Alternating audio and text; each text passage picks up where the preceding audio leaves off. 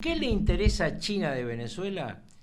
Que gobierne quien gobierne en Venezuela, se respeten los acuerdos petroleros entre China y Venezuela. Claro. No les interesa Maduro. Queridos amigos, ¿cómo andan? Bueno, bienvenidos a un nuevo mano a mano, a una nueva entrevista. Y hoy, bueno, tenemos un invitado de lujo. Tenemos la oportunidad de charlar con nuestro querido amigo, el señor Carlos Rucaos. Bueno, ex vicepresidente, ex canciller, ex gobernador. La verdad que tenemos para hablar un montón de temas porque tuvimos el otro día el presidente Javier Milei abriendo la campaña en la provincia de Buenos Aires. También tenemos muchas novedades en lo internacional y tenemos aquí también un experto a nivel internacional como es Carlos. Así que, por favor, realmente tenemos un placer de contar con el señor Carlos Rucaos. Bueno, muchas gracias. Mariano, estar acá. Muchas gracias por venir. Bueno, primera vez aquí en el canal. Hace rato veníamos charlando para hacer esta entrevista y bueno, muchas gracias por venir. Al contrario, es un placer, como te decía. Quiero que nos des tu visión respecto de lo que está sucediendo ahora con Venezuela. ¿Cuál es la visión que tiene Trump en el último tiempo, estos últimos días?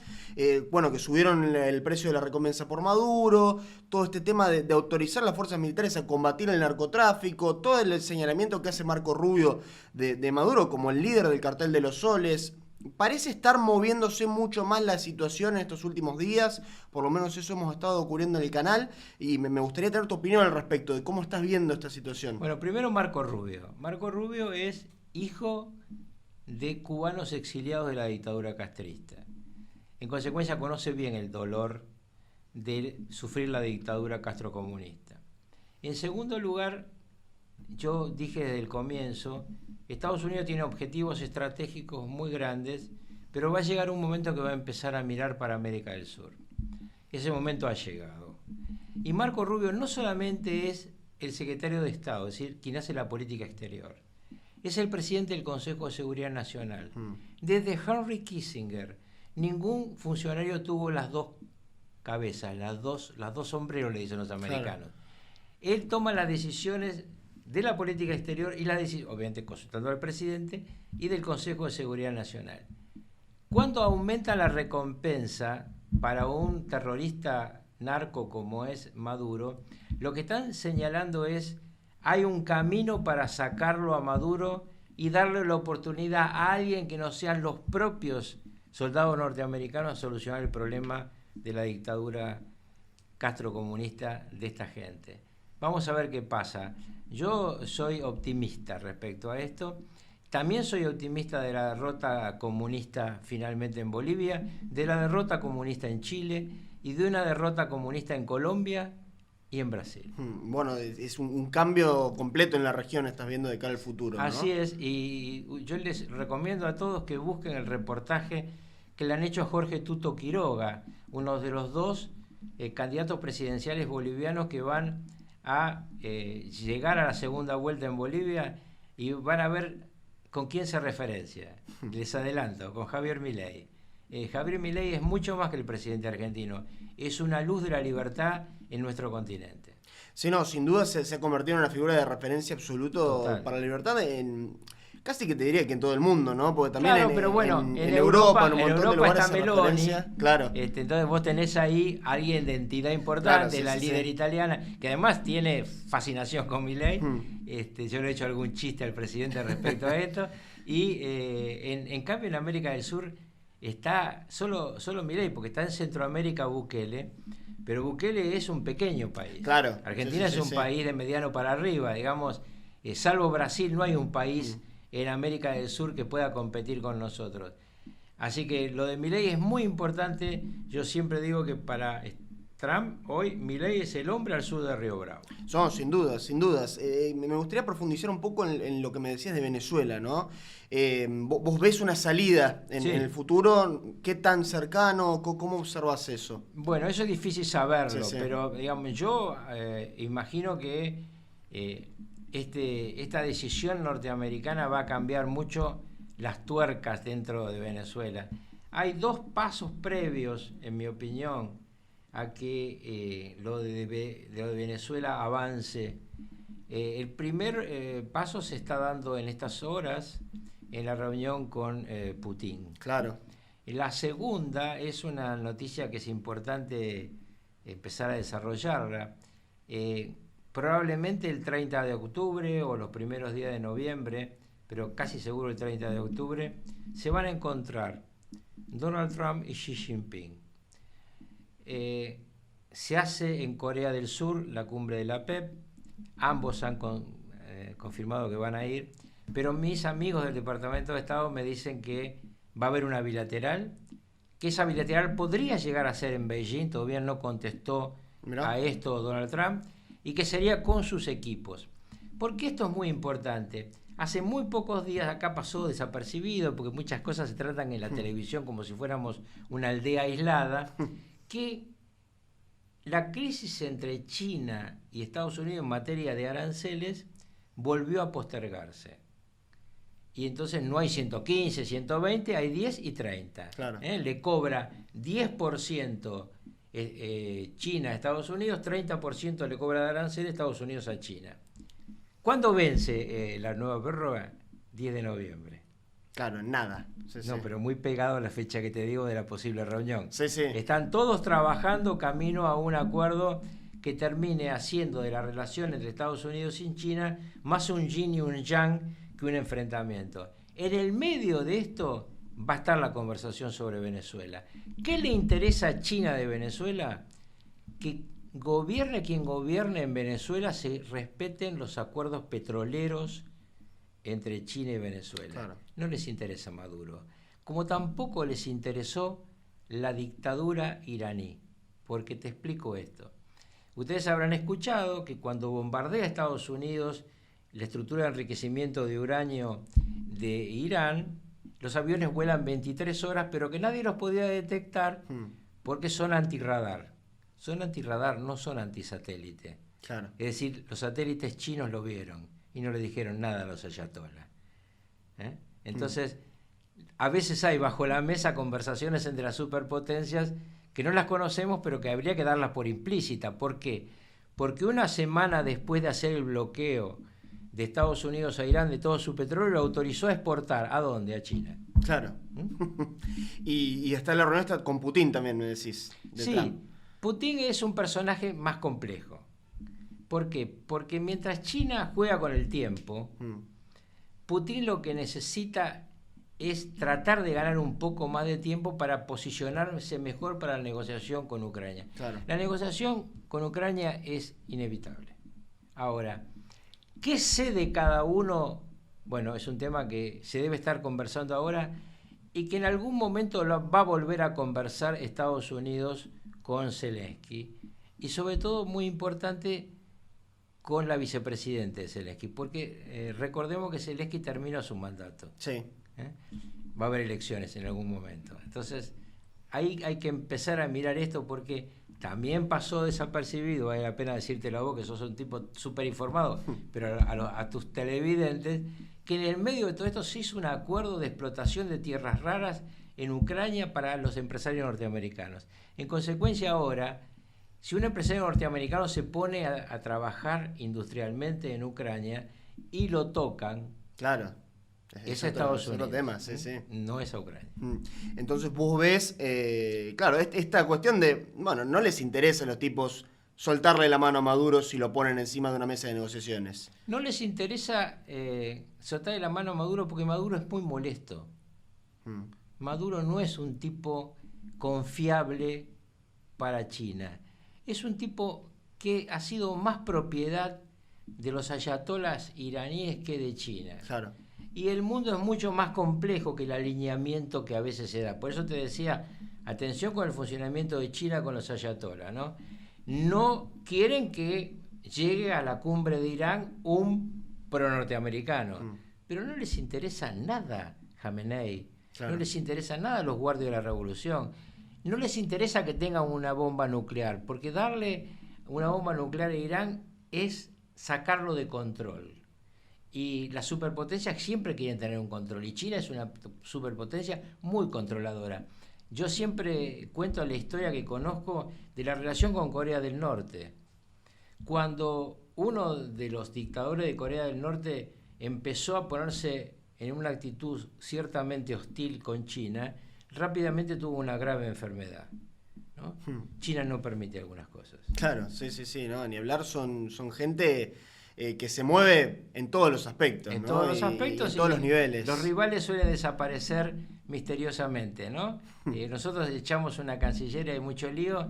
Han desaparecido diplomáticos chinos varias veces, nadie nunca se enteró. Y en el caso de Rusia, que se pone muy nervioso, se le cae el avión o se toma el té equivocado. Claro, sí, no, ni hablar. Bueno, la verdad que es muy interesante toda esta cuestión y de cara al futuro, avisorás una región mucho más alineada a lo que estamos viendo hoy en Argentina con Milei que lo que vemos en otros lados. Bueno, yo le expliqué, hace poco le escribí al presidente, no hablé con él, pero le escribí sobre la importancia de que lo que va a pasar en Bolivia, porque ahí puede haber una relación muy buena, un socio chico cercano a las posturas internacionales de Milei.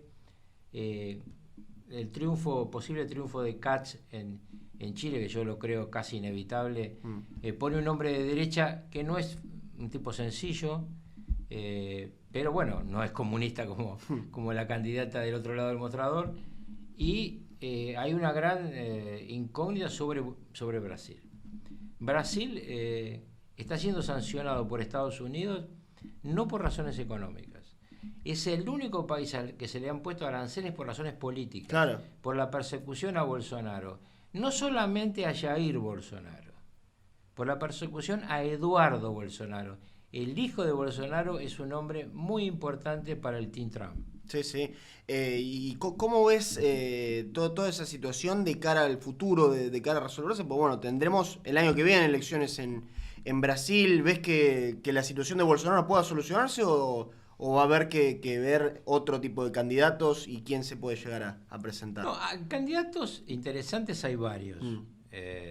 Hay varios gobernadores muy interesantes. El tema central es: ¿se puede permitir este desplazamiento del centro del eje? Porque una cosa es que vos tomes decisiones jurídicas y otra cosa es que este señor de Moraes, que está en la Corte Suprema de Brasil, que es el que inventó la forma de liberarlo a Lula, porque claro, dejémosle claro a la gente, Lula fue condenado por corrupción y la corrupción existió. Se lo sacó por un tecnicismo. ¿Por qué tribunal lo juzgó? Pero no porque fuera inocente. Entonces, cuando el presidente decía que era corrupto y comunista, ninguna de las dos cosas eran mentiras, ¿no? Sí. Bueno, después el presidente decidió rebobinar porque es presidente, pero yo no tengo por qué rebobinar. Es un ladrón y un comunista. Entonces, a mí me interesa mucho como argentino que en Brasil llegue realmente un hombre que defienda los intereses democráticos de la región y que se asocie con Argentina, porque Argentina ha tenido la desgracia de cuando estaba Bolsonaro y cuando estaba Guedes en el Ministerio de Economía, una época muy importante para Brasil. Acá estaba el mamarracho de Alberto Fernández. Claro. Ahora lo tenemos a Milei y de otro lado está Lula. Un momento importante sería que nos juntemos, ¿no? Claro, que dejen de haber enfrentamiento y que nos vayamos del Mercosur. Y esto es un tema que yo lo quiero dejar claro. Sí. El Mercosur no nos sirve. El Mercosur es una porquería. Es bueno tener una zona de libre comercio con estos países. Tuto Quiroga como Doria, los dos candidatos que van a ir a segunda vuelta en Bolivia, vienen diciendo: nos interesa el Mercosur, pero como zona de libre comercio, no como mercado común. ¿Por qué? Porque como vos estás en un mercado común, no podés tener otra zona de libre comercio. Claro. Por ejemplo, en época que yo era canciller, todavía estábamos, obviamente, con este drama del Mercosur. Soledad Alvear, la canciller chilena, logra un acuerdo de zona de libre comercio con Europa y otro con Estados Unidos. ¡Qué envidia! Y me dice: bueno, nosotros no tenemos el drama del Mercosur. Nosotros hoy necesitaríamos tener una zona de libre comercio con la India. Somos absolutamente complementarios, Mariano. Le pondríamos vender de todo a la India con una zona de libre comercio. Podríamos hacer plantas industriales juntos. Estamos atados por el Mercosur. Hay que irse de ahí y convertirse en todo esto en una zona de libre comercio. Claro, porque termina al final poniendo muchas más trabas de las libertades que genera. Total, porque además, como dice bien el otro día Tuto Quiroga en un reportaje, el criterio del actual gobierno de Brasil es grandes defensas arancelarias externas. Claro, eso lo favorecen los que cazan en el zoológico. Acá Milei tiene un sector del empresariado que lo enfrenta, porque estaban acostumbrados a robarnos a todos nosotros con patente de corso dada por el Estado. Ahora tienen que prisear, tienen que trabajar, tienen que funcionar como empresarios. Los bancos tienen que ser bancos, claro. No tiene que ser un intermediario entre el que pone la plata y el Estado. Entonces eso le crea a Milei enemigos, pero es el camino que tiene que seguir. aceptar la presión de estos sectores es perjudicar a los argentinos. ¿Cómo viste la apertura de la campaña por parte del presidente Javier Milei? ¿Y cómo ves esta campaña, esta elección por primera vez? No sé si en la historia, pero por lo menos en mucho tiempo. En la historia, nunca hubo una elección separada, claro, en la provincia de Buenos Aires. Así desdoblado. ¿Cómo ves toda esta cuestión? Porque bueno, se dan dos elecciones distintas aparte, la nacional con boleta única, esta con boleta de papel. ¿Qué análisis general nos das respecto de estas elecciones? Y bueno, ahora nos metemos un poco más. Primero el acto inaugural de la campaña me pareció muy importante. Primero por la capacidad del presidente de usar la ironía. No es común que él ironice tanto. En segundo lugar, un tema que en general los periodistas de televisión no repararon, es que dijeron que Milei leía y los demás presidentes no leen. En realidad es falso. En el mundo entero, todos los presidentes usan un aparato que se llama teleprompter. Claro. Entonces vos no ves que leen. Entonces, primero, Milei es muy sincero, va y lee. Segundo, marca claramente la importancia de los candidatos territoriales. Hay 8 secciones en la elección del 7 de septiembre. Es una elección jodida, porque es una elección con la boleta vieja, que la va a controlar la policía bonaerense, no el ejército argentino, que lo va a custodiar la justicia de la provincia, esa que le dio 38 horas de regalo al kirchnerismo para armar las listas. Y además, una confusión es peligrosa. ¿Por qué? Porque las boletas son distintas. Si vos estás en un municipio de la tercera sección o un municipio de la primera sección, la boleta es distinta. Y si alguien cambia las boletas de la Libertad Avanza, todos los que votemos por la Libertad Avanza equivocado, el voto es nulo. Claro. ¿Quién reparte las boletas? La policía bonaerense. Me pareció muy importante el abrazo a Bodarenko, porque Bodarenko, para crecer en la tercera sección, necesita lo mismo que necesitó en su momento Manuel Adorni, que quede claro que Bodarenko es Milei. Porque el carismático, el que le llega a la gente, el que rompe todas las barreras sociales y políticas previas, es Javier Milei. Javier Milei es el fenómeno de comunicación de este momento, no solamente en la Argentina. Después, cuando hablemos de lo internacional, te voy a contar, por ejemplo, la admiración de uno de los precandidatos bolivianos por Javier Milei. Pero volviendo a este tema de la elección, esta elección del 7 es una elección que permite la trampa por parte del kirchnerismo. Me parece muy bueno el concepto del kirchnerismo nunca más.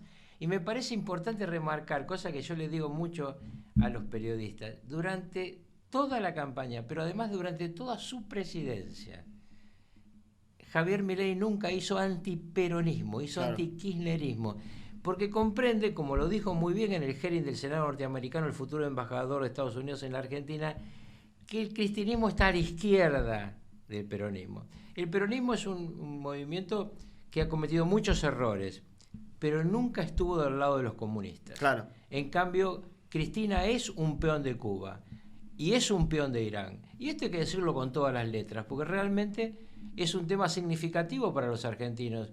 Está saliendo América Latina de la pesadilla del socialismo del siglo XXI. Esa perversión que armaron Kirchner, Lula y Chávez, que ha destruido todos los países del continente, que tenemos dictaduras y semidictaduras, pero que en los países que siguió la democracia hambriaron al pueblo. Pensar que el kirchnerismo defiende al pueblo es un error garrafal y Milei lo marcó muy bien. Bueno, y quiero enfatizar un poco en esto que decías vos de la posibilidad de la trampa, ¿no? De todas las variables que tiene el kirchnerismo para hacer trampa en la provincia de Buenos Aires. ¿Ves una posibilidad de un fraude respecto de las elecciones en la provincia? Bueno, intentarlo van a intentar. Primero porque ustedes imaginen lo que es fiscalizar esa inmensa cantidad de colegios. Te roban la boleta, porque la boleta es una por partido. Claro. Ya en octubre será distinto, habrá boleta única. ¿Por qué creen que Kicillof no adoptó la boleta única? La más sencilla, la más económica para la provincia. Bueno, porque quieren manipular. Te roban las boletas. Entra una señora con su tapado, un señor con su sobre todo al cuarto oscuro y se lleva las boletas a la Libertad Avanza. Primero, muchos humildes, cuando llegan al cuarto oscuro y quieran votar por los candidatos de Milei, y no lo encuentren, no se van a atrever a decirlo. Es gente que no quiere salir del cuarto oscuro y decir a una mesa no hay boleta. Claro. Porque lo marcan, porque después no recibe un plan, porque lo pueden aislar, hasta lo pueden amenazar. Segundo, cuando alguien se atreva a decir falta boleta, ¿dónde están las boletas de reemplazo? En unas camionetas siempre. Que las manejan ellos, claro. Y no solamente ellos, las controla la policía de la provincia. Entonces, posibilidades de que hagan trampa. Yo creo que igual la Libertad Avanza va a ganar en septiembre. Y va a arrasar en octubre. Mi pronóstico de octubre, lo digo acá para que dejarlo grabado, es que va a haber una diferencia arriba del 12% entre el kirchnerismo y la Libertad Avanza a nivel provincia de Buenos Aires. En la provincia. A nivel de provincia de Buenos Aires en octubre, y que además va a haber más de 15 puntos a nivel nacional a favor de la Libertad Avanza sobre el kirchnerismo.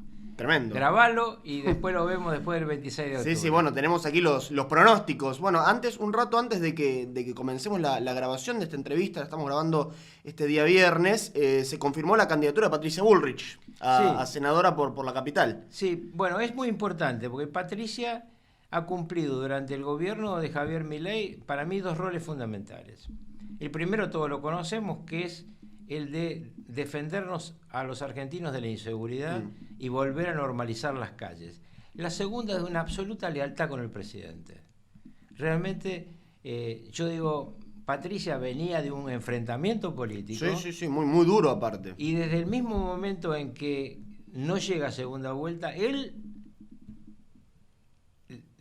acepta el llamado de Patricia, pero Patricia es la que lo lleva a Macri al acuerdo. Y de ahí en adelante siempre ha estado donde tenía que estar. Y yo creo que es una figura clave y que va a ser una elección muy importante en la ciudad de Buenos Aires. Me dicen que va a ser un economista el segundo candidato a senador, que creo que es uno que conozco yo, gordito. Bueno, vamos a ver si es así o no. La lista de diputados nacionales también, por lo que me ha contado, va a ser muy interesante. En provincia de Buenos Aires va a estar a la cabeza Esper, que obviamente Esper no hay duda que es Milei, porque el propio presidente lo eligió de candidato. Va a haber una mujer de segunda. El tercer lugar sería para este nuevo socio del PRO, que es Santilli, y estaría, creo, en el quinto lugar Pareja, que es el presidente del partido Libertad Avanza en la provincia. Y hablando de partido, impresionante lo que se ha hecho de construir un partido de la nada, ¿no? Ustedes piensen de dónde viene. Yo cuando hago las cuentas, la otra vez estuve hace 2 meses en New York en una conferencia y explicaba la soledad parlamentaria de Milei y cuesta entender todo lo que hizo en soledad. Claro. Bueno, ahora va a ganar en ambas cámaras un gran poder político. No va a tener mayoría, pero va a tener un poder político importante. Sí, bueno, hablaba justo de eso, ¿no? Del tema de la soledad en el Congreso.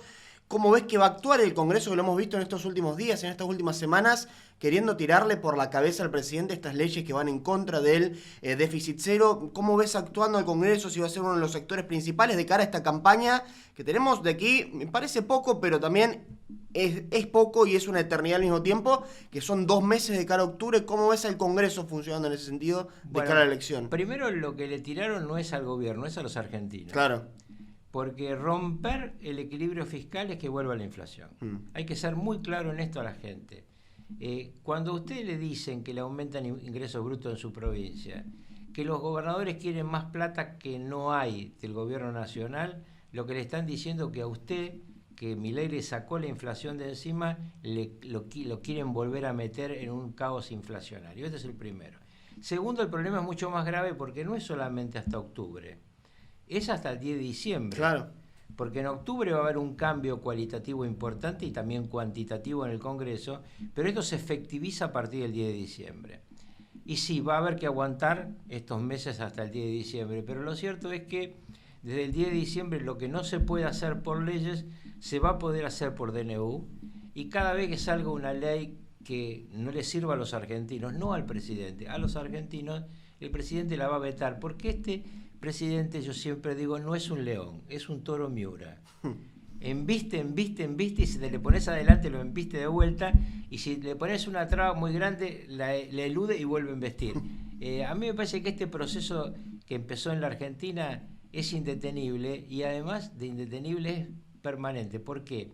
Porque cuando nosotros con Menem logramos 7 años de menos del 2% de inflación anual, luego no haber bajado el gasto público, ese proceso lo llevó a una crisis. Bueno, Milei hace el camino inverso. Baja el gasto público y vamos a llegar seguramente el año que viene o a lo sumo en el 27 a no tener inflación. Y una vez que vos sin gasto público no tenés inflación, pasás a ser un país normal. Te cuento y les cuento una anécdota. Sí. Yo era vicepresidente de Menem, me mandaba Menem a muchos lugares internacionales porque él se aburría en los congresos.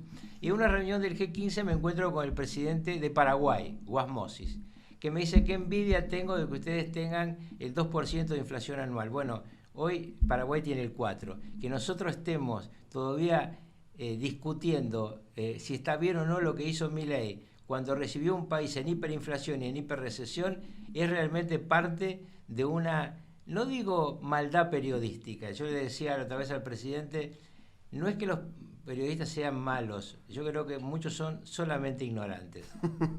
Bueno, sí, es otra de las grandes guerras que tiene el presidente Milei contra el periodismo. ¿Y cómo ves a nivel general la gestión en estos meses que se ven respecto de la campaña? ¿Y qué paso hacia adelante crees que se puede llegar a dar luego de esta nueva composición de las cámaras con, bueno, un triunfo contundente, ¿no? Que es lo que avisorás y lo que yo coincido también que va a suceder de cara a octubre? Mira, yo imagino, primero, respecto al triunfo, hoy tiene La Libertad Avanza 6 senadores, que va a estar en los 17/18, que con sus aliados va a llegar a los 24, que es la pared de defensa en el Senado del Tercio. En la Cámara de Diputados imagino que va a tener 85/90 diputados, que con sus aliados va a estar muy cerca del quórum. Entonces, lo primero que hay que explicar es que para la reforma de segunda generación va a ser necesario explicar mucho y negociar mucho con las otras fuerzas políticas. Doy un caso típico: la reforma de la estructura laboral de la Argentina, de las leyes laborales, de lo que se llama la industria del juicio.